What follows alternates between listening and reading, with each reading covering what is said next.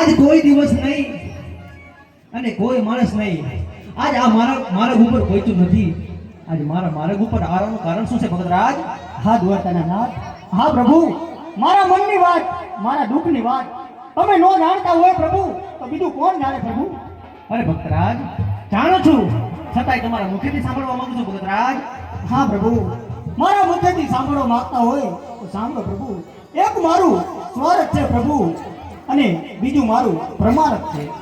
અરે હા ભગતરાજ, શું તમારું સ્વાર્થ છે ને શું તમારું પરમારથ છે? આ દ્વારિકાના દ્વારે આવ્યા છો તો મને જણાવો ભગતરાજ. હા પ્રભુ, સ્વરત કહેતા આજ મારે શેર માટીની ખોટ છે પ્રભુ. પરમારથ કહેતા 12 ગામની અંદર ભેરવા નાખનો રાક્ષસ ચકલું પણ નથી ફરકવા દેતો મારા નાથ, એનો મારે સાર કરનારો દરવાલા. અરે ભગતરાજ, આજ જો તમે એ એક અંતરની આશરે આવ્યા હો ને તો આજ હું તમને નિરાશ તો નહીં થવા દઉં. માટે લ્યો ભગતરાજ, આજે અમરનારીનું તમને પુષ્પ આપું છું. આ પુષ્પને તમે પારણ્ય પધરાવજો. આજે સેવાયું 9નો માસ કરજો. આજે 9મા માસે માથી મોટા ભાઈ બોલરામ આવી અને આપના વાંજિયાના ભાગ છે ભગત. હા પ્રભુ, એ બધી વાત તો તમારી સત્ય છે દ્વારિકાના નાથ, પણ કહેવતમાં કીધું છે ને કે 100 રૂપિયા વાળો ન કહેવાય પ્રભુ અને એક દીકરા વાળો ન કહેવાય પ્રભુ. આપો ને તો 2 આપજો અને આપ જેવા આપજો પ્રભુ. અરે ભગતરાજ, તમે મારી ऐसा ખોટી રાખી બેઠા છો ભગતરાજ. આ દ્વારિકા જેવું રાજ, આજ મારે સોના મઢેલું મારું સિંહાસન આજે હું છોડી કદાપી નથી આવી એના પણ ભગતરાજ. આજ જો તમે હટે બંધાના હોય ને તો ભગતરાજ આજે મને પેલા વચન આપો. હા મારું વચન. અરે હા ભગતરાજ, કે જ્યારે મારે 54 વર્ષની ઉંમર થાય ને મારે જવાનો સમય થાય ત્યારે રાજા અજમલ આજ તમારે મારી સાથે ઈ જ વચને બંધાવવાનું છે કે તમારે મને હસતા મુખે વિદાય કરી દેવો પડશે. હા પ્રભુ, એ પણ મને મંજૂર છે પ્રભુ. અરે હા ભગતરાજ, તો લ્યો આજે બીજી અમરનારીનું તમને પુષ્પ આપું છું. અમર રે તાળીના તમને બીજા પુષ્પ આપું જો.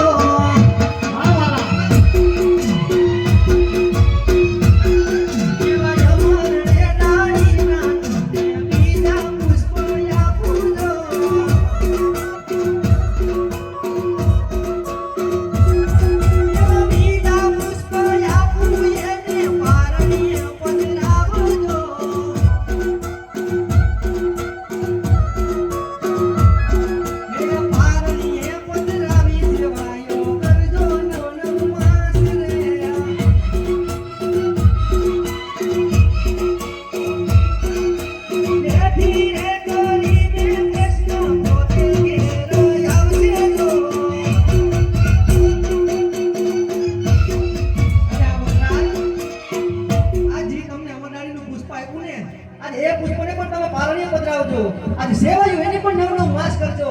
આજે 9મા માસે આજે અમે પોતે આવી અને આ ભૂમિનો ભાર ઉતારશું ભગતરાજ.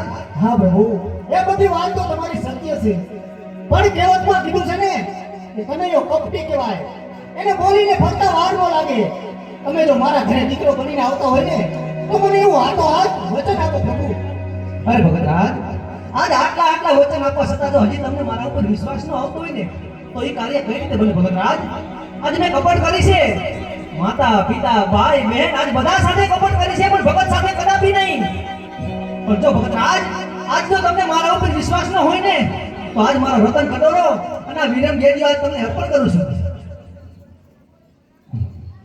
હે રતન કઠોરો ને વીર મંગેડિયો યા ભેજી હંસલાયું તારું જી એવા તમે પિતાની પુત્ર તમારા સત્ય વચન છે મારા જય હો મારા નાથ, દ્વારકાના નાથ તમારો જય હો.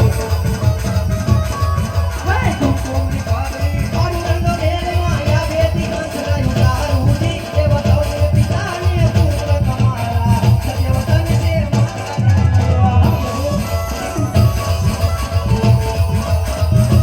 બરાબર રાજ જ્યાં રતન કટોરો છે ઈ મારા ભાઈ વિરમ છે અને જ્યાં વિરમ ગેડિયો છે એ હું છું. જ્યારે મારા ભાઈ આવશે ત્યારે અભેથી હંસલા ઉતરશે ને જ્યારે હું આવીશ ત્યારે એક મોતીનો વરસાદ કરાવીશ. ભગત રાજ આ મારું એક પ્રમાણ છે. હા પ્રભુ, એ બધી વાત તો સત્ય છે. તમે મને પેલી અમર ડાલીને પુષ્પ આપ્યું એનું મારે નામ શું રાખું પ્રભુ? અરે હા સાંભળો ભગત રાજ, હે એવા રાખજો રે રાખજો હા વાલા, હે વિરમ દેવ એના નામ જોવરા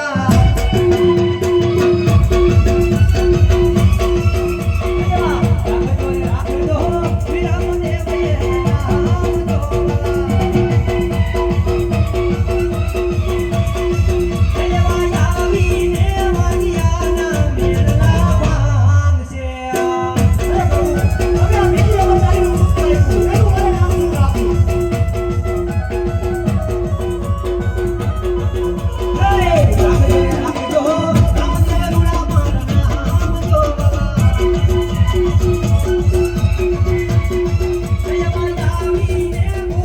એનું મારે નામ શું રાખું? હા પ્રભુ, તમે આવો એની કાંઈ નિશાની કરી. હા પ્રભુ, અરે પ્રભુ, તમે આવો એની સાંજે વિધિ મને આપો. હા પ્રભુ,